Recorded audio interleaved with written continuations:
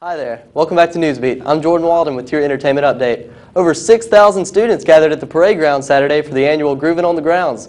Students on Target hosted this concert to promote alcohol awareness and encourage students to have a good time, not wasted. The concert featured V1, Corey Smith, and Akon. Corey Smith gave a crowd-pleasing performance with his mix of country and southern rock songs, and headliner Akon threw the concert into overdrive with his dazzling performance. And wait, is that a kilt? I mean, I know rappers are notorious for their flamboyant wardrobes, but wow. Also, Akon showed that not only is he in love with a stripper, he may also desire to be one himself. The hip-hop sensation ended the night with not one, not two, not even three, but 4 stage dives. And in movie news, there was a battle at the box office this weekend. Let's take a look at who took the top spot. At number 1, we have Knowing. In this thriller, a time capsule is opened after 50 years containing a seemingly random list of numbers. An MIT professor discovers that this list of numbers contains the pattern for predicting the future. The list predicts every major disaster since 1959, including 3 that have yet to occur.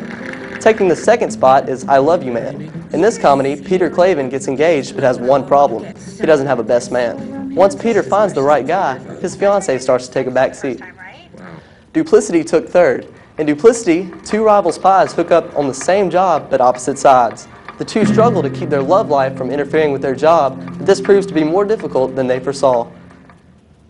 Every Tuesday, we give you a preview of the movies showing right here on Tiger TV. This week, you can catch some of my favorites. In Air Force One, the president's plane is hijacked by Russian terrorists, and now the president and ex-war hero, played by Harrison Ford, must retake Air Force One using guerrilla tactics while the hijackers execute hostages in an attempt to detain him. And in the futuristic tale V for Vendetta, a masked vigilante, known only as the letter V, fights against the totalitarian British government. The movie begins when V reveals his intention to bomb Parliament, and it chronicles the government's attempt to deter his plan. And we also have a classic on Tiger TV this week. One of my favorites, Mr. Smith Goes to Washington, contains an honest man and naive man who is appointed to the Senate. Upon arriving in Washington, Mr. Smith finds many of the shortcomings in the political process and sets out to change some things. For a list of scheduled showtimes, go to our website at tigertv.tv. And in music news, Domino's isn't the only one with the 555 deal. Today we have 3 new albums hitting the shelves, all of which are the respective band's 5th studio releases. Rock band Papa Roach is releasing its new album, Metamorphosis. The first 2 singles, Hollywood Whore and Lifeline, are already available on iTunes. And in other music news, the Decemberists release Hazards of Love today. The follow-up to their 2006 release strengthens the band's standing as one of the most original and cutting-edge bands of our time. And Blue October is releasing its new album called Approaching Normal. Lead singer Justin Furstenfeld pointed out the new direction the band is taking, saying that the song Blue Skies is one of the few happy songs he's ever written. Furstenfeld has been a victim of bipolar disorder for most of his life. You can see Blue October live at the House of Blues in New Orleans on April 20th.